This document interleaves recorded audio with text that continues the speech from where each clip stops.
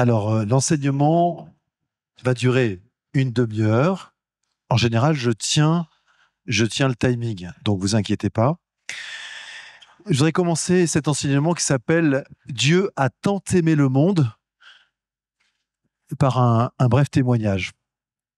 Il se trouve qu'à l'âge de 23 ans, je n'étais pas croyant, mais je me posais des questions sur le sens de ma vie. Et puis un jour, j'ai pris le train, le TGV. Je me suis retrouvé dans le TGV et j'ai parlé avec mon voisin de tout et de rien. Et ce voisin, il se trouve que c'était un ingénieur qui avait arrêté son travail pour travailler au service de l'Église. Et j'étais très surpris. Il n'était pas prêtre, c'était un laïc engagé dans l'Église. Et voilà que cet homme a témoigné de sa foi en Jésus-Christ. Et en l'écoutant, j'ai vécu une expérience très profonde qui a bouleversé ma vie. C'était le 15 décembre 1990. J'ai fait l'expérience que Dieu existe. J'ai eu cette conviction, Dieu existe. Deuxièmement, j'ai découvert que Dieu était amour et qu'il n'était qu'amour. En Dieu, il n'y a que de l'amour. Et troisièmement, j'ai découvert que Dieu m'aimait personnellement. Dieu me disait, je t'aime tel que tu es. Il me disait même pas, convertis-toi, même si la conversion, elle est venue après, bien sûr, et elle continue.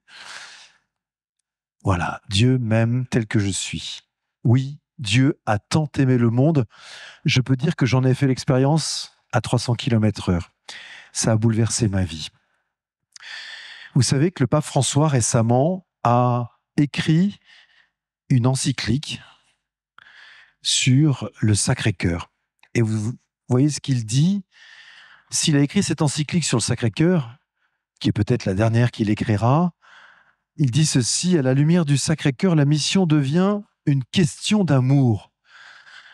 Oui, le plus grand risque est que beaucoup de choses qui sont dites ou faites dans la mission ne parviennent pas à provoquer la rencontre heureuse avec l'amour du Christ qui embrasse et sauve. La mission, c'est une question d'amour. Oui, chers amis, chers frères et sœurs, la charité nous presse.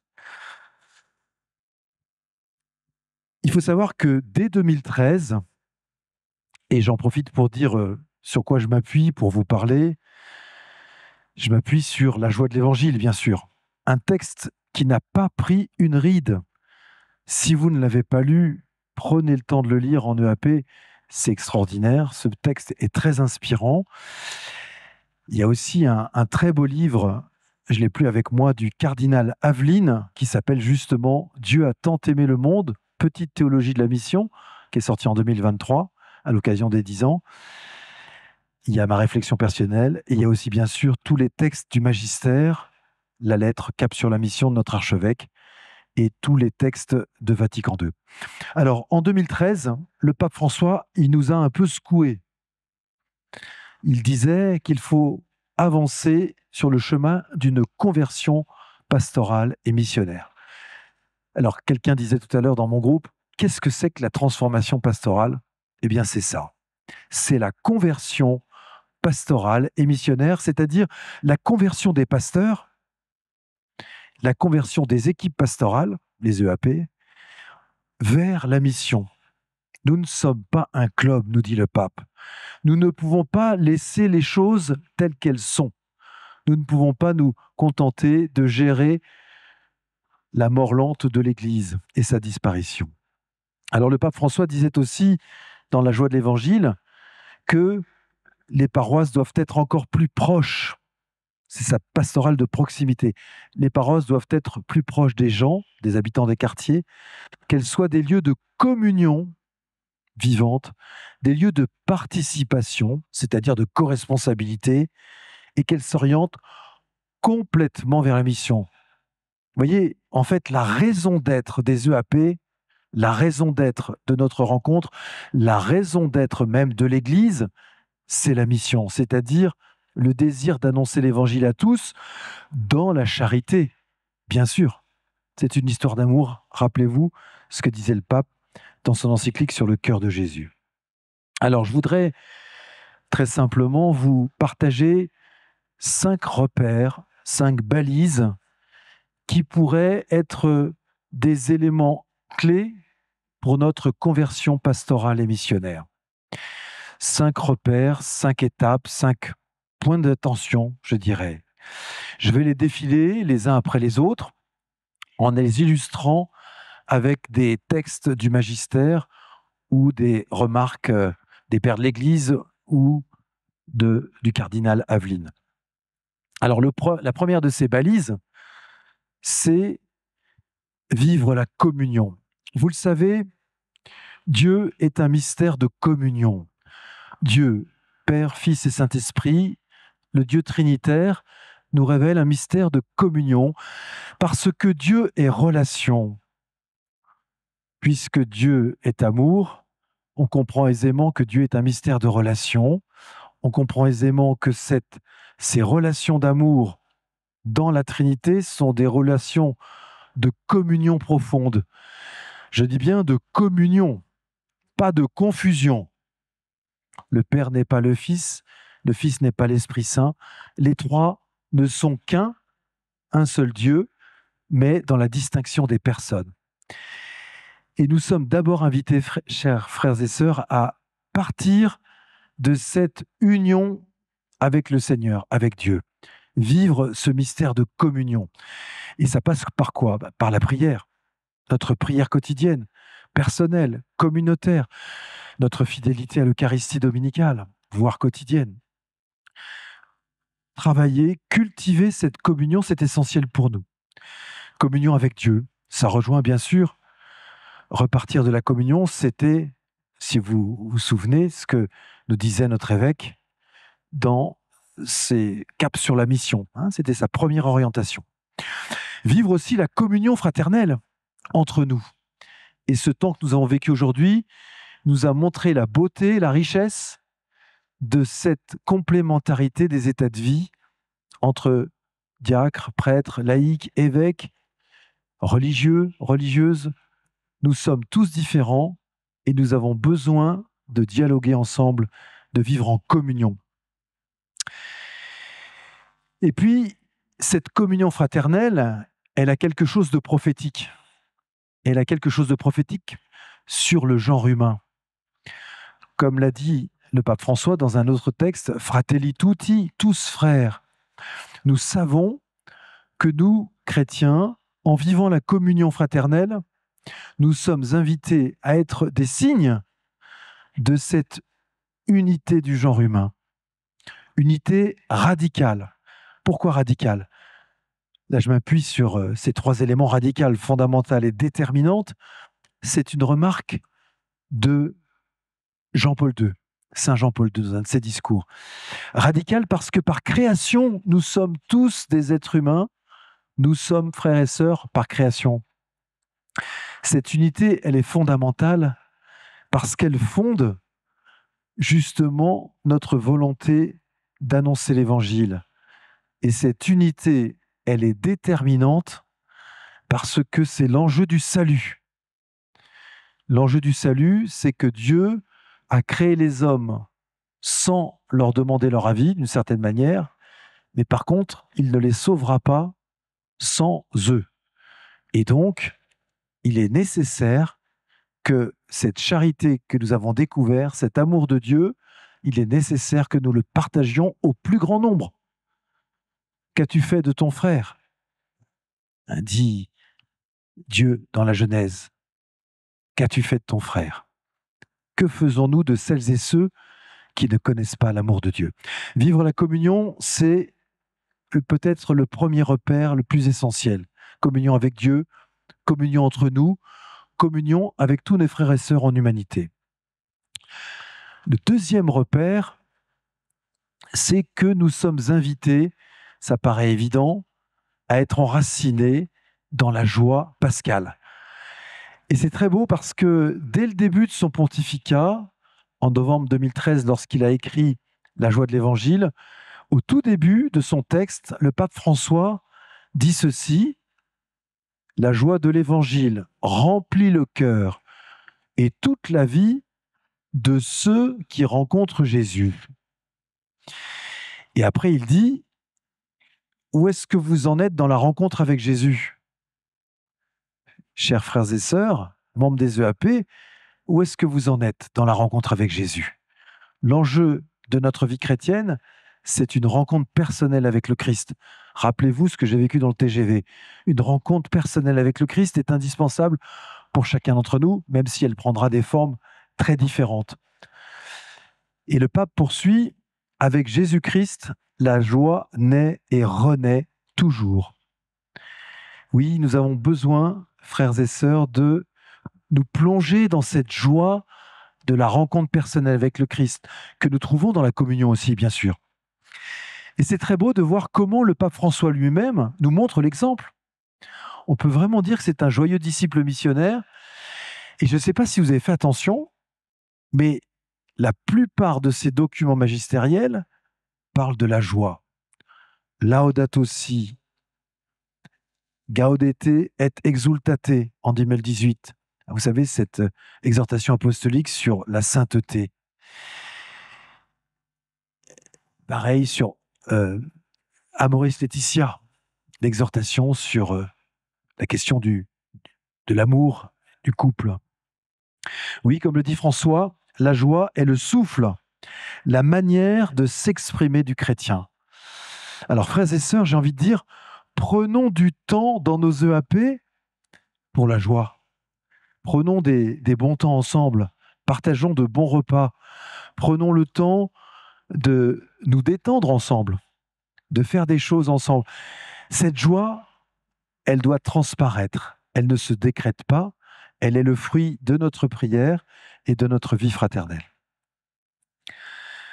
Vivre la communion, être enraciné dans la joie pascale.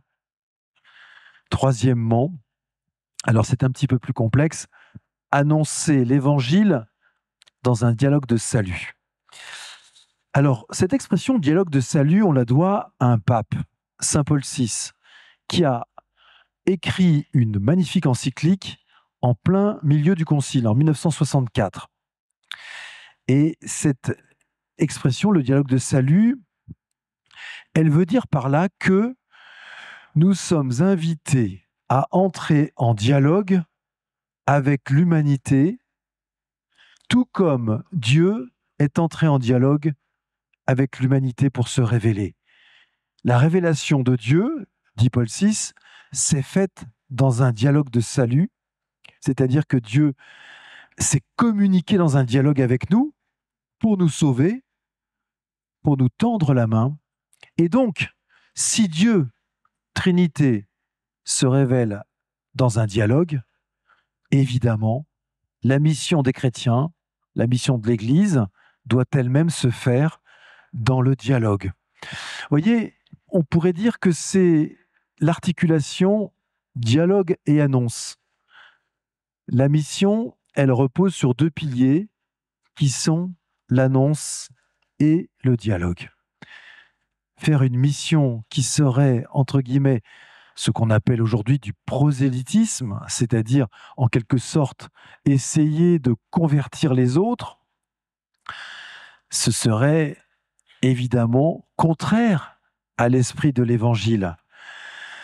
Le dialogue est le moyen essentiel qui nous permet d'entrer en relation avec tous. Et là encore, l'Église a vocation à déployer, comme le dit le pape François, une culture du dialogue. Une culture du dialogue. Nous devons, dans nos EAP, dans nos paroisses, développer une culture du dialogue.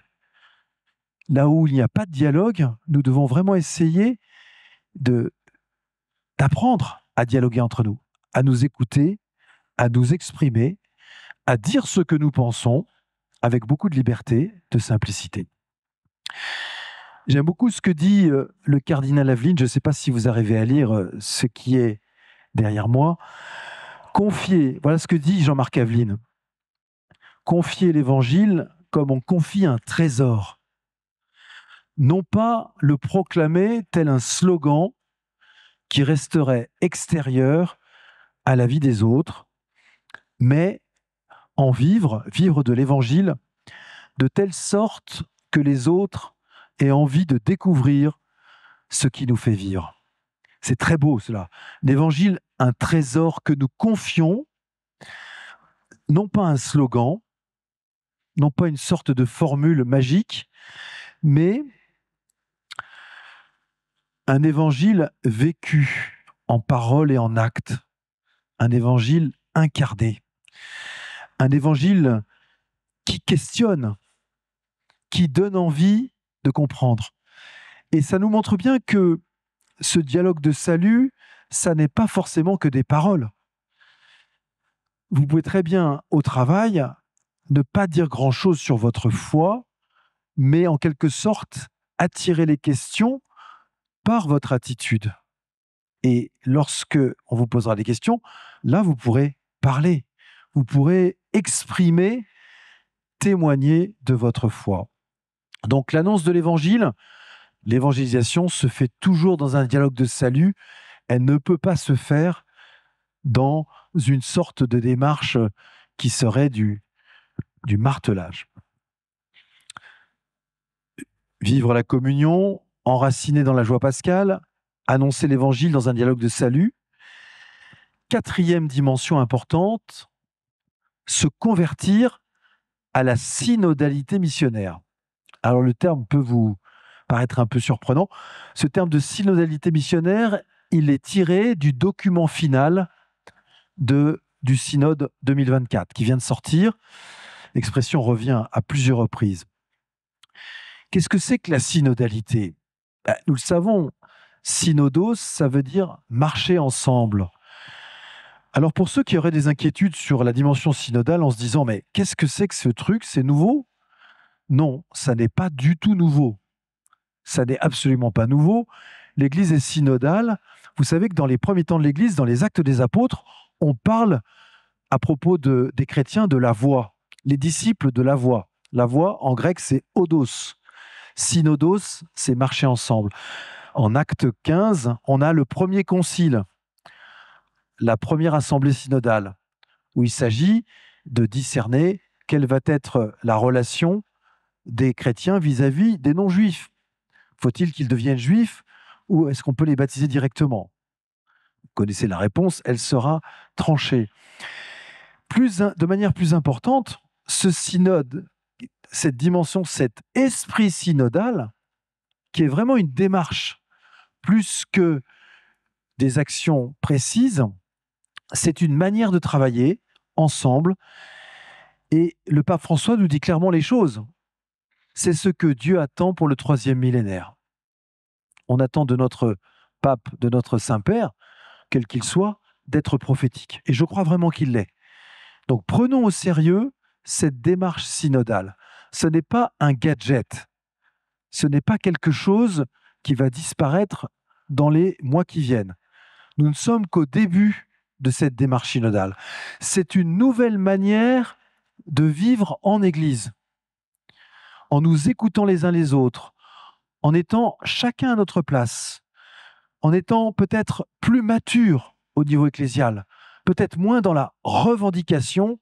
Vous savez, comme quand on fait un cahier de doléances, on fait une liste de 50 demandes et on va voir l'évêque en disant voilà nos demandes.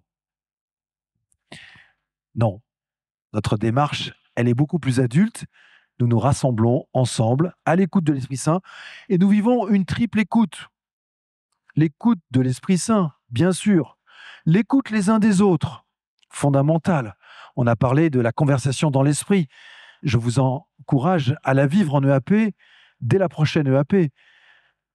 La conversation dans l'esprit, c'est très simple à mettre en place et c'est quelque chose de profondément synodal. Mais il y a aussi l'écoute du réel. Écouter l'Esprit Saint, s'écouter les uns les autres, écouter la réalité, c'est-à-dire écouter les réalités que vivent les familles d'aujourd'hui, les hommes et les femmes de nos quartiers, de nos paroisses. J'ai eu la chance de faire beaucoup de visites à domicile quand j'étais curé de paroisse, et c'est une manière extraordinaire de connaître le quartier. Vivre cette écoute. Alors, je cite un passage un passage important du document final du synode 2024, au numéro 32. Je vous le lis. En valorisant tous les charismes et les ministères, la synodalité permet au peuple de Dieu d'annoncer l'Évangile et de lui rendre témoignage devant les femmes et les hommes de tout lieu et de tout temps, devenant ainsi sacrement visible de la fraternité et de l'unité dans le Christ voulu par Dieu. Et la phrase importante, c'est peut-être celle-ci. La synodalité et la mission sont intimement liées. On ne peut pas les séparer. Sans mission, la synodalité n'a pas beaucoup d'intérêt. La mission éclaire la synodalité et la synodalité pousse à la mission. Et vous savez, il y a parfois des paroisses, je me rends compte, où les curés sont un peu frileux. C'est parfois des paroisses où le curé est un homme raisonnable, très, très calme, très pondéré, et il gère l'existant très bien. Il n'a pas tellement envie d'aller voir ailleurs. Il n'a pas tellement envie de sortir à l'extérieur. Et du coup, c'est parfois les laïcs qui poussent à aller à l'extérieur. Bon, il y a parfois des paroisses où c'est l'inverse. Hein.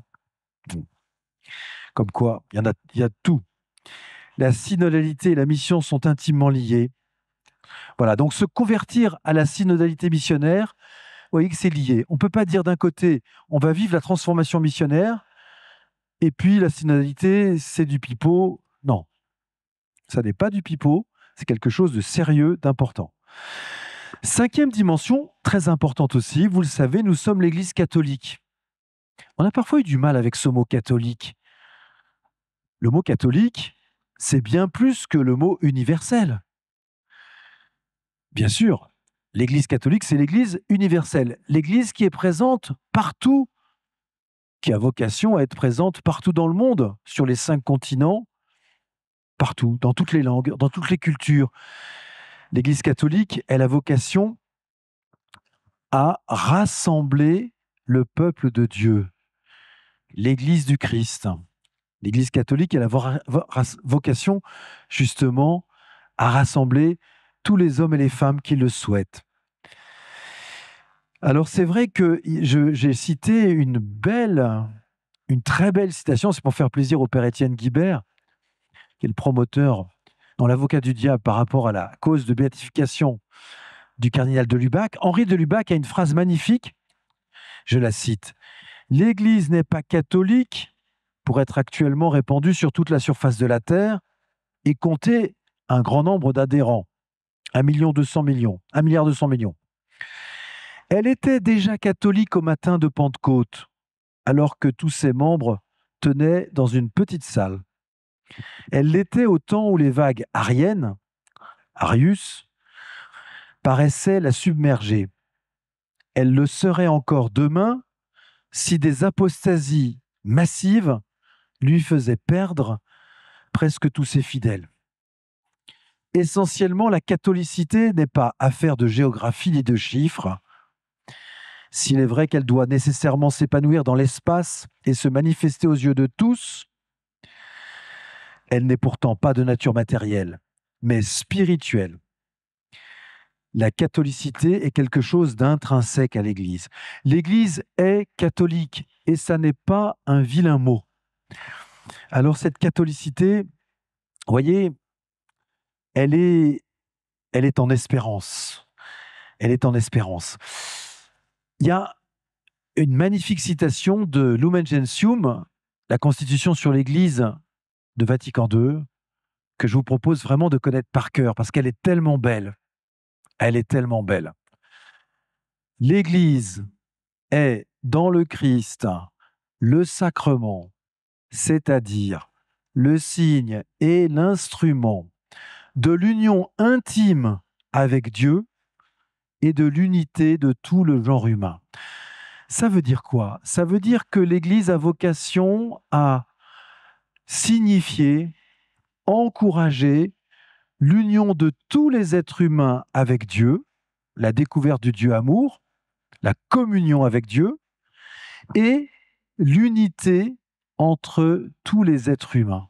C'est extraordinaire comme projet. Ça, c'est enthousiasmant. Et vous voyez, ça n'a pas pris une ride. ce qui a été écrit il y a 60 ans dans le Concile Vatican II est tout à fait encore d'actualité. L'Église, elle est catholique par sa fraternité avec tous. L'Église ne se désintéresse de personne. On voudrait parfois la reléguer dans la sphère privée. Pas du tout. L'Église s'intéresse à tout ce qui est humain. Toutes les questions humaines intéressent l'Église parce que oui, comme a osé le dire le pape Paul VI, l'Église est experte en humanité parce qu'elle révèle la vérité sur l'homme. Comme le disait Jean-Paul II, le Christ est la route de l'Église. Et puis, l'Église, c'est aussi, ne l'oublions jamais, l'Église, c'est aussi celle qui sera toujours en première ligne pour défendre les exclus, les plus pauvres. C'est une vocation qu'on ne peut pas oublier. L'Église a toujours été en première ligne pour défendre les pauvres. Pensez à la fondation des hôtels-dieux, des hôpitaux. Pensez aux fondations des universités. C'est l'Église qui a été à l'origine de tout cela. Et elle doit continuer aujourd'hui à regarder, à vivre cette option préférentielle pour les pauvres. Et comme le dit le cardinal Jean-Marc Aveline, c'est quand elle est auprès des pauvres que l'Église est le plus pleinement catholique, parce que là, elle apprend de son Seigneur toute la grandeur, la largeur et la profondeur de la compassion de Dieu pour le monde. Oui, vraiment, Dieu a tant aimé le monde. Et je termine, je vous avais promis 30 minutes, je termine avec cette petite épilogue toute simple qui essaye de reprendre ces 5 dimensions que je vous indiquais. Oui, nous sommes invités à vivre la communion, vivant la communion. Voilà, je m'arrête là.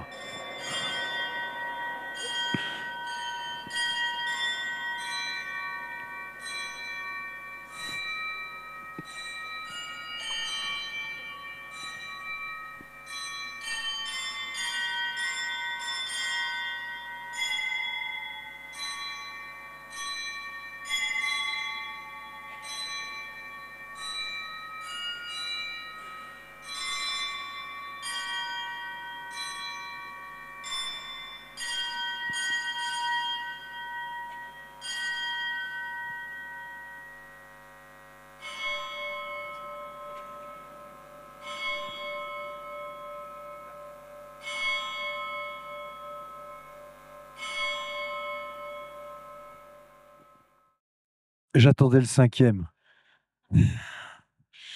On ne va pas rester une heure de plus. Alors, vivant la communion, enraciné dans la joie pascale, converti à une synodalité missionnaire, l'Église, qui est le sacrement universel du salut, comme le dit encore Vatican II, accomplit sa part de la missio Dei, c'est-à-dire de l'œuvre de Dieu. La missio Dei, c'est l'œuvre de Dieu. Annoncer l'Évangile, je cite, je termine sur cette citation du cardinal Aveline, annoncer l'Évangile du Fils en coopérant humblement avec l'Esprit, dans un dialogue de salut où l'Église doit apprendre à donner et à recevoir afin qu'advienne un jour, selon la promesse du Père, le royaume que préfigure déjà sa catholicité en espérance. Vous voyez, cette catholicité en espérance, c'est oui, nous rêvons l'Église vraiment catholique parce que nous rêvons que tous nos frères et sœurs en humanité de tous les temps puissent savoir à quel point Dieu a tant aimé le monde. Merci. Merci beaucoup, Père Yves.